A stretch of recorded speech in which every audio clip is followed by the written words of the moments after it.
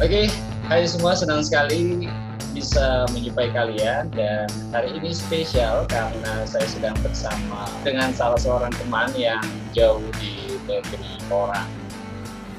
Dan ada Ikram Asnil yang saat ini menempuh pendidikan di Belgia. Halo bro, gimana kabarnya? Alhamdulillah, not so bad. Alhamdulillah. Baik-baik saja.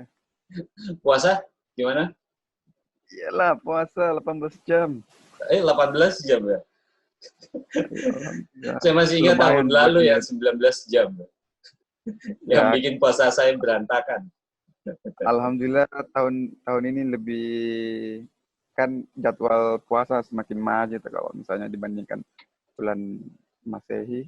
Sekarang sudah semakin maju, jadi semakin mendekati musim dingin. Which Ini is, masih musim semi ya di sana?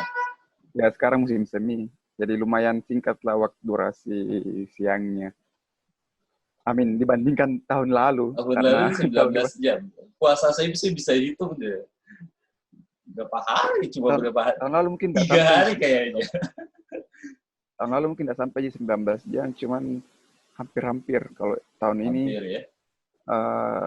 17 awal-awalnya masih 17 jam, terus semakin ke sini semakin akhir bulan puasa semakin lama sampai hampir 18 jam sekarang. Ya kurang lebih 18 jam sekarang. Tapi tidak mudik nih. Mudik bagaimana? Lockdown.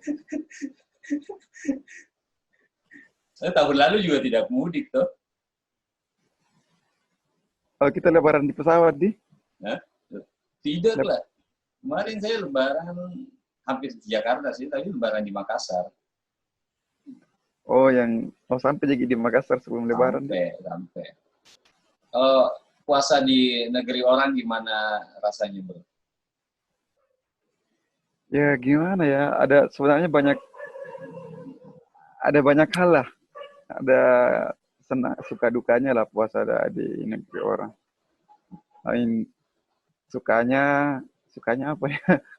Lebih banyak dukanya sih kayaknya daripada sukanya. Sukanya adalah kita bisa merasakan hal yang baru lah. Apalagi khususnya durasi puasa ya. Durasi puasa kita di Indonesia kan paling 12-13 jam. Saya rasakan Sementara sendiri, bro. Yang 12 jam tiba-tiba harus puasa 19 jam itu. ya, jadi itu antara suka dan duka sebenarnya. Tapi kalau saya lebih kepada suka. Jadi meskipun panjang tapi ya suka-suka saja. Iya, Karena betul. ya ada hal yang beda lah dengan kita di Indonesia yang cuma 12 jam, 13 jam. Kita di sini sampai 18 jam misalnya. Syukur-syukur kita yang agak masih di selatan lah, yang lebih utara lagi sampai 21 jam mereka puasa. Jadi ada hal yang kesan yang berbeda lah. Jadi kalau saya kategorikan sebagai suka-sukanya. Dan yang lain adalah ketika saya puasa 18 jam, berat badan saya itu langsung turun drastis. Amin. Buat orang-orang diet yang otomatis ya. buat orang-orang yang pengen diet, Langsung kayaknya ke Eropa. lumayan efektif nih metodenya puasa 18 jam. Tapi kalau saya sendiri sih ya enjoy aja meskipun badannya turun. Dan rasanya itu lebih ringan gitu loh. Mungkin karena sudah terbiasa. Kalau sudah berapa tahun di Belgia sebenarnya sih? Sudah puasa ketiga. Sudah puasa ketiga. Tapi kemarin sempat pulang kan. Sebentar ke Indonesia terus balik lagi. Tiap tahun pulang. Jadi itu tadi sukanya ya, suka yang lain, apalagi suka yang lain. Suka yang lainnya sebenarnya lebih karena saya berada di Belgia, which is itu meskipun negara di mana Muslim itu minoritas, tapi kayak apa ya? Saya merasakan kayak bukan tanda kutip, bukan literally di negara yang saya itu minoritas, kemudian saya tidak ada komunitas komunitas Muslim untuk bergaul. Itu beda sekali di Belgia, kayak ada banyak Muslim, jadi rasanya tuh Ramadan kayak ya hampir mirip lah suasananya di Indonesia. Masjid-masjid pun aktif di malam hari, sholat tarawih, bahkan 10 hari terakhir Ramadan banyak yang melaksanakan iktikaf. Jadi ya tidak ada bedanya lah dengan di Indonesia. Suasananya terus buka puasa bersama, banyak masjid yang menyelenggarakan buka puasa bersama dari yang menunya. Jadi kita bisa pilih dari Oh, mahasiswa iya, iya. bisa Dari biasanya kalau berbagai negara ya. Mungkin masjid sana yang buat jadi kalau Turki, masjid menunya Turki pasti. nah jadi kalau biasanya menu buka puasa itu beda-beda dari tiap-tiap masjid dan Iya, asal negaranya. pembangunan yang bangun. Misalnya masjid-masjid Bangladesh itu biasanya makanannya lebih uh, sesuai di lidah Indonesia lah. Yes. I mean rempah-rempahnya semua itu dapat lah sesuai dengan lidah orang Makassar juga, asinnya segala macam. Tapi kalau misalnya kita ke masjid orang-orang yang kayak dari Afrika Utara, misalnya Maroko, itu ya ala-ala mereka, ala-ala Arab yang kita cuma kadang dikasih kurma sama susu, terus ada roti sama yogurt, ya agak beda lah, agak beda sama kita orang-orang Asia. Terus sama orang-orang Turki juga, ya mirip-mirip lah orang-orang Turki sama orang-orang yang di Afrika Utara. Menu buka puasanya sama. Jadi itu yang hal saya sangat Yang suka karena sukanya, gitu.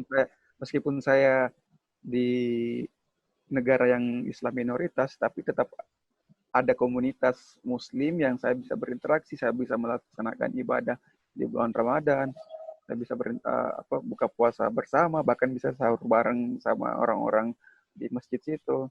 Apalagi khususnya di 10 akhir Ramadan, kita itikaf, kita dikasih sahur biasanya. Jadi alhamdulillah sih kalau saya itu sukanya. Intinya pengalaman baru lah yang jarang didapat di Indonesia. Pengalaman baru yang sangat jarang lah kita kalau di Indonesia. Jarang, kalau di Indonesia kan paling menunya itu, apalagi kalau di Makassar ya. Palu Butung, ya, masjid sini, Palu Butung lagi, pindah Palu Butung lagi, pisang hijau. Ya justru perbedaan itu sebenarnya menghadirkan keindahan tersendiri, kesenangan tersendiri. Ya maksudnya di sini kita buka puasa, puasanya 18 jam. Di Indonesia kita cuma 12 jam, kita lebih singkat. Malamnya lebih panjang, bisa ibadah malam lebih panjang kalau di Indonesia. Jadi ada perbedaan yang ada itu, ada keindahannya masing-masing lah. Kalau ada kedudukannya masing-masing lah. Waktunya kan 18 jam. Itu mulai sahurnya jam berapa, terus pas buka jam berapa biasanya? Kalau sahurnya jam imsaknya itu kalau tadi itu jam 3.20 ya. Jadi di sini kita baru bangun, baru masak. Sudah menahan 3.20 pagi, terus buka puasanya sekarang 21.33. 21.33. Ya setengah 10 lewat lah. Jadi kurang lebih 18 jam lah kita berpuasa di sini di Belgia. Orang yang males bangun sahur sekalian aja ya, buka sekaligus sahur. Apa sering mengalami itu? Jadi ada beberapa kasus yang saya dengar sih ke teman-teman yang kadang misalnya kan sahur buka puasa kan jam setengah 10. Kadang kita sudah agak ngantuk sebelum setengah 10 atau jam 10 misalnya buka, yang paling lama yang pernah saya rasakan. Sebelum jam 10 misalnya, kadang ngantuk duluan. Jadi buat tidur, terus ketiduran bablas sampai sahur. Sampai sahur. Ya, untung saya pernah kejadian, untung saya bangunnya sebelum sahur ya. Kalau misalnya bangunnya setelah sahur, kan puasa 2 kali 24 jam. Puasa 18 sampai 19 jam. 2 kali 24 jam puasa, Pak. Kalau puasa paling berat misalnya bisa kan beberapa negara di Amerika kan itu ada yang puasa sampai 23 jam. Kalau di yang kamu rasakan sendiri, puasa paling lama atau paling cepat ya pas musim dingin? Ada nggak? Saya kalau jadi di sini tuh kalau Ya, kalau bulan-bulan pas winter itu kan siangnya singkat. Iya. Nah, saya biasanya eh, nggak bermaksud ria ya, cuman maksudnya ketika bulan bulan winter itu yang harinya pendek, itu memperbanyak puasa itu apa ya? Iya, Jadi puasa kesempatan sunnah. lah. Jadi, Iya, ya puasa kesempatan. sunnah, amin. Jadi kesempatan tersendiri untuk puasa karena apa ya? Rasanya beda lah. Kita yang biasanya puasa di Iya, Indonesia biasa. 12 jam, tiba-tiba puasa di sini Cuma cuman 10 jam atau 9 jam setengah. Itu kan luar biasa sekali. sama yang Jadi, waktu ini saya cerita waktu pulang dari Belgia ya. Itu puasanya cuma sekitar 7 sampai 8 jam ya. Karena sahur di Turki terus sampai di Jakarta itu sudah buka ternyata. oh ya Jadi karena perbedaan sekitar waktu, 8 jam. Belgia Iya, tapi sama pas kesananya Indonesia. itu 23 jam. Waduh, Oh karena kesananya semakin itu 23 jam. Tapi pas balik, puasanya cuma 7-8 jam. pas kesininya itu ibarat apa jamnya itu di putarannya lambat ya. Pas Iya. pulang jam itu putarannya cepat ibaratnya. Jadi sebelum lanjut, kuliah di mana sebenarnya di Belgia? Saya di Belgia di kuliah di nama universitasnya Vrije University Brussel. Jadi sekolah apa ya kampus yang berbahasa Belanda. Cuman program saya berbahasa Inggris jadi ya saya nggak harus berbahasa Belanda. Jadi nama kampusnya tadi Vrije University Brussel, terus programnya Marine Biology. Cuman meskipun saya terdapat apa uh, tadi yang mau saya bilang, jadi kampus saya itu biasanya kan di Vrije University Brussel, jadi di kota Brussel. Cuman program studinya itu dilaksanakan di 3 kampus. Jadi ada 3 kampus yang join, mereka kerjasama, terus mengadakan satu program studi. Jadi saya base-nya di Brussel, tapi juga kuliah di Ghent University sama di Antwerp University. Jadi saya terdaftar di 3 kampus pada dasarnya. Cuman base-nya di Brussel. Ya, jadi tadi Jadi saya kampus bilang bersama gitu ya? ya, jadi kayak misalnya ada kuliah uh, apa satu hari Senin misalnya di Brussel, Selasanya di Ghent, Rabunya di Ghent, terus Kamisnya di kota yang lain di Antwerp. Jadi kayak gitu beda dalam tiap mata kuliah itu dilaksanakan di kampus-kampus berbeda ya mau tidak mau kita harus mobile dari satu kota ke kota lain. Tapi kebanyakan kampus di Eropa ya mereka kan punya banyak konsorsium, jadi kerjasama antar university, lintas negara, bahkan lintas negara. Jadi menjadi keunggulan tersendiri di sini kita bisa merasakan atmosfer di beberapa kampus.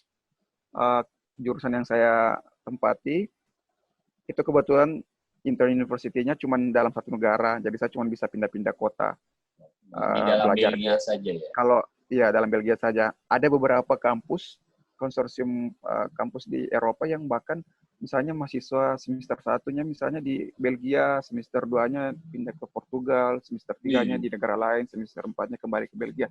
Itu ada yang kayak begitu, program Tapi keren Erasmus juga namanya. itu. Iya, Pindah-pindah kuliah jadi lintas negara. Kampusnya. ya ada kembali ada plus minusnya juga. Betul. Plus minusnya. Tergantung ya. Tergantung orangnya kuat tidak jalan buat jalan. Ya, mobility-nya paling parah yang Mobilitasnya ya. baru 1 semester baru settle, tiba-tiba harus bongkar kamar, harus pindahin barang segala macam kan urus administrasi kan ribet jadinya. Betul. Jadi ya Ini plusnya adalah kita kan bisa bisa lihat banyak masa tempat. pandemi masih terus berlanjut. Kalau kondisi Belgia sekarang pasca lockdown masih lockdown ya? Atau sudah selesai lockdownnya? Kalau lockdown di Belgia sendiri sudah per tanggal hari ini bukan hari ini tanggal 18 kemarin. Kemarin ya? Per tanggal 18 Mei lockdown-nya sudah memasuki fase pengangkatan lockdown-nya atau relaksasi lockdown-nya itu sudah tahap kedua. Jadi sekarang sudah lumayan rileks lah, lumayan santai, dalam tanda kutip santai maksudnya sudah banyak toko-toko yang non essential shop itu sudah bisa kembali dibuka. Jadi kayak toko-toko baju sudah mulai buka, toko-toko elektronik yang sebelumnya tuh tidak sama sekali. Mulai kemarin sudah bisa. Jadi di sini pengangkatan lockdown-nya sebenarnya sudah dari tanggal 4 Mei. Jadi ada beberapa tahap mereka tanggal 4 Kayak Mei terus ya, jadi 4 Mei secara terus bertahap ya. jadi mereka assess, menilai itu setiap minggunya bagaimana, misalnya setelah 1 minggu pertama bagaimana kira-kira perubahan yang terjadi, apakah semakin apa Ada grafik perubahan atau tidak? grafik penambahan ininya apakah menurun atau meningkat. Jadi mereka lihat ketika misalnya ternyata belum ada perubahan, ya bisa jadi distrik lebih diperketat lagi lockdown-nya. Tapi semakin ke sini ya mereka ekspektasinya semakin rileks ya, semakin kurang Semakin bagus. yang terjangkit. Yang kemarin pas lockdown, apa memang nggak bisa kemana-mana atau perkumpulan massal tetap tidak diperbolehkan sampai tanggal 31 Agustus. Jadi tidak ada konser-konser, tidak ada pesta-pesta, terus kegiatan-kegiatan keagamaan. Misalnya kita Muslim untuk Lebaran, misalnya kita sudah tidak diperbolehkan karena aturan dari pemerintah sampai tanggal 31 Agustus tidak boleh ada perkumpulan massal. Jadi mau tidak mau semua konser, bahkan banyak konser-konser di musim summer itu di-cancel karena kondisi yang ada. Terus tadi pertanyaannya terkait kondisi pas lockdown sendiri kayak gimana sebenarnya. Jadi saya tidak terlalu melihat secara keseluruhan proses lockdown-nya orang-orang di luar kayak bagaimana, karena ya kita tidak boleh keluar selain ke belanja kebutuhan pokok, ke supermarket beli beras, beli sayur-sayuran, ikan segala macam, sama ke apotek. Aktivitas selain itu tidak diperbolehkan. Sama satu lagi, jogging di taman itu selama lockdown, yang fully lockdown itu masih diperbolehkan. Jadi secara umum cuma ada 3 aktivitas yang boleh, ke apotek, ke supermarket, sama jogging. Itu pun jogging tidak boleh yang berdekatan, harus pisah-pisah gitu, tidak boleh ada tetap social distancing. Social distancing. Jadi selama lockdown yang strict ini, itu saya masih sempat merasakan ya, sempat keluar beberapa hari, yang hari-hari pertama di awal-awal lockdown itu memang kondisinya lenggang sekali, kayak kalau biasa lihat film-film zombie begitu, ya terlalu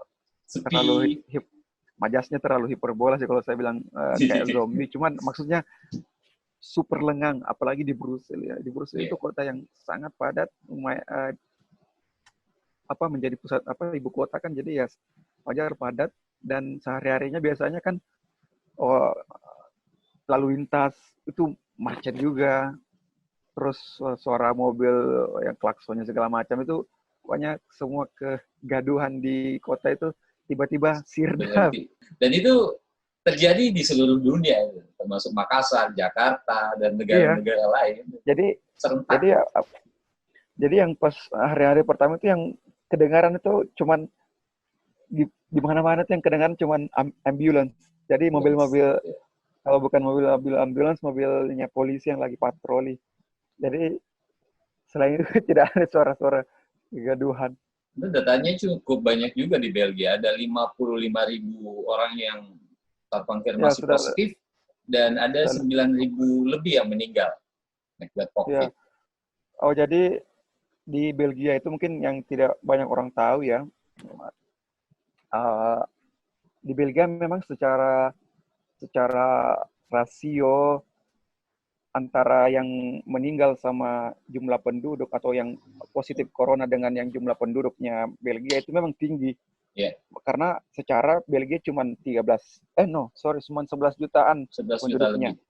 Jadi dengan 50.000 lebih yang positif dan 9.000 yang mati, itu kayak persentasenya itu tinggi sekali ya. Bahkan kalau nggak salah Belgia tuh sempat jadi yang paling tinggi persentasenya di dunia sebelum Amerika meledak. Yang meninggal itu tadi kan sempat bilang ada 9.000 yang meninggal, itu emang rasio antara yang positif sama yang meninggal itu cukup tinggi juga.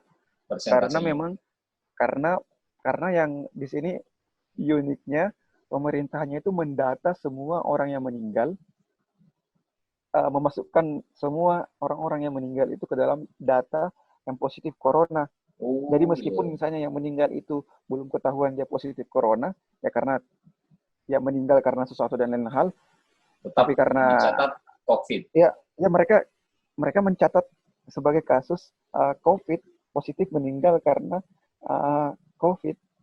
Oh iya, Jadi baru tahu saya. jadi jadi sehingga jumlah yang sebenarnya itu jumlah yang meninggal karena positif COVID itu sebenarnya kurang dari yang 9.000 Iya, itu. Jadi tercampur dengan penyakit-penyakit lainnya, iya, jantung, ginjal dan cuman lain-lain. kalau kesannya saya sepertinya pemerintah Belgia apa ya istilahnya mewanti-wanti aja Iya, biar data yang menjaga dilaporkan. karena kan hasilnya tidak bisa langsung Soalnya kan keluar, makanya banyak banyak negara-negara yang sebenarnya yang mereka laporkan itu underestimate, tidak tidak tidak tidak sesuai under fakta. report, tidak sesuai, kurang dari yang seharusnya. Iya. Nah, pemerintah Belgia justru uh, yang bahkan meninggal bukan karena positif COVID pun dicatat. Kalau kondisi mahasiswa di Belgia sendiri gimana sih? Kalau mahasiswa Indonesia sendiri, ya kita kan biasanya sebelum COVID kan ya kadang ada acara makan bareng, Iya. acara ya ngumpul-ngumpul lah, saling berbagi rindu, curhat segala macam. Cuman pas lockdown kan tidak diperbolehkan berkumpul lebih dari dua tiga orang. Jadi ya mau tidak mau ya yang seharusnya kita sering ngumpul-ngumpul bareng buat acara ya tidak ditiadakan. Apalagi kalau bulan Ramadan ya biasanya kita Iya. kalau bulan Ramadan buka puasa bareng, Iya. kadang sampai Sahur lanjut sahur bareng. bareng. Tapi sekarang ya mau tidak mau ya kita nggak ada lagi yang kayak gitu. Terus hal lainnya itu terkait puasa Ramadan, terus hal lainnya mungkin mahasiswa di sini kita aktivitasnya tuh di kampus mau tidak mau terhambat karena memang dari kebijakan kampus-kampus di Belgia mereka bersepakat kegiatan di kampus itu ditiadakan Iya. sampai Juli. Jadi Juni. dari bulan Juli, jadi semenjak bulan Maret sampai Juli itu tidak boleh ada kegiatan sama sekali. Ada beberapa kegiatan yang diperbolehkan tapi sangat strict. Maksudnya strict ya social distancing, dan itu pun ketentuan riset yang diperbolehkan cuma yang riset-riset yang betul-betul urgent, yang misalnya mungkin orang-orang sudah menanam tanaman sebelum COVID, dan mereka harus kontrol, itu mereka diperbolehkan masuk kampus. Tapi selebihnya, apalagi mahasiswa-mahasiswa Indonesia yang misalnya belum memulai penelitiannya, itu ya mau tidak mau mereka harus terhambat, dan bahkan banyak yang misalnya mereka yang penelitiannya membutuhkan lab itu mau tidak mau mereka harus mengganti judul penelitian yang which is tidak pakai lab karena ya lab di kampus ditutup sampai bulan Juli, which is kalau misalnya harus menunggu sampai lab dibuka, dan bahkan setelah Juli pun itu belum tentu dibuka labnya, itu kan bakalan berpengaruh pada graduation-nya, lulusnya kan bakalan terlambat. Bertambah lagi. Kehidupan sehari-hari lainnya, ya kita meskipun lockdown ya tetap harus belanja, tetap harus keluar lah untuk belanja keperluan sehari-hari. Cuman ya untuk mengurangi frekuensi kita keluar-keluar, biasanya belanjanya sekali seminggu. Jadi untuk segi kesehatan, kita alhamdulillah mahasiswa Indonesia tidak ada yang kena ya, mudah-mudahan ada yang kena corona. Terus kita juga dapat bantuan, alhamdulillah dapat bantuan dari KBRI. Kita dikasih, jadi semua mahasiswa dikasih hand sanitizer, dikasih masker. Jadi kita dikirimin langsung ke rumah masing-masing.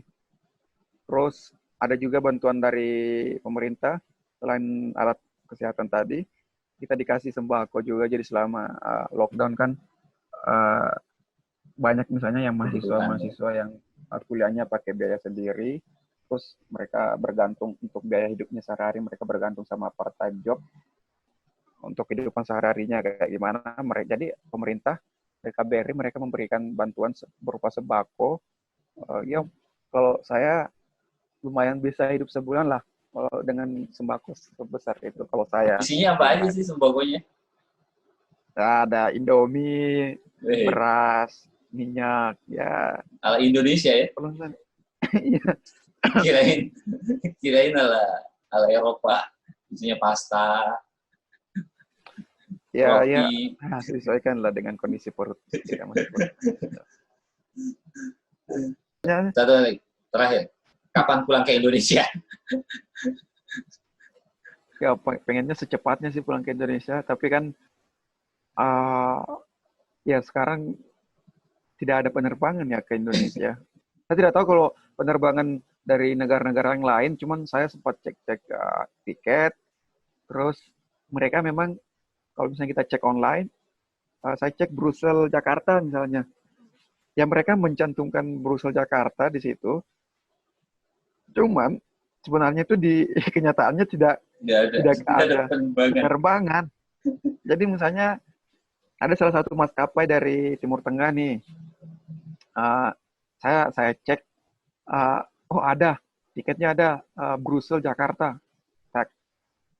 Terus ya saya kan masa sih saya misalnya mau teledor gitu langsung pesan-pesan aja. Pokoknya sekarang harus super care lah. Kita harus kalau misalnya pulang ke Indo harus lihat betul-betul karena banyak maskapai yang membatalkan penerbangannya sebelum-sebelumnya. Susah jadinya. Kemudian hal yang lain lagi ketika kita mau pulang ada banyak prosedur yang harus kita lewati, kita harus punya sertifikat sehat, health certificate. Jadi harus ada surat keterangan berbadan sehat ya istilahnya, bebas dari COVID. Terus apalagi ya? Terus sampai di Indonesia pun kita harus tes lagi. Nggak bisa mudik. Jadi kemudian dalam perjalanan yang saya khawatirkan sih sebenarnya dalam perjalanan ya kita tidak bisa pungkiri kita bakal berinteraksi ketika transit di bandara atau dalam pesawat, kita berdekatan dengan orang. Jadi kemungkinan kita untuk terinfeksi virus itu ada. Jadi sampai di Indonesia pun ketika kita positif ternyata amit-amit belum tentu aman. Tadinya berangkatnya negatif, di perjalanan dapat, sampai di Indonesia menularkan. Di Indonesia kita positif. Sebaiknya itu ada prosedur yang harus kita tempuh lagi, harus dikarantina selama 2 minggu. Ya jadi ribet lah menurut saya. Jadi untuk in the meantime saya kayaknya di sini saja dulu sambil menunggu sampai reda kondisi aman. Terima kasih. Sehat selalu bro di sana. Ya, sama-sama. Kalian juga di Makassar. Semoga nanti kita ketemu lagi. Ya, dimaafkan lahir dan batin. Saya juga mohon maaf terhadap batin. Gitu. Insya Allah semoga bisa ketemu segera di Makassar.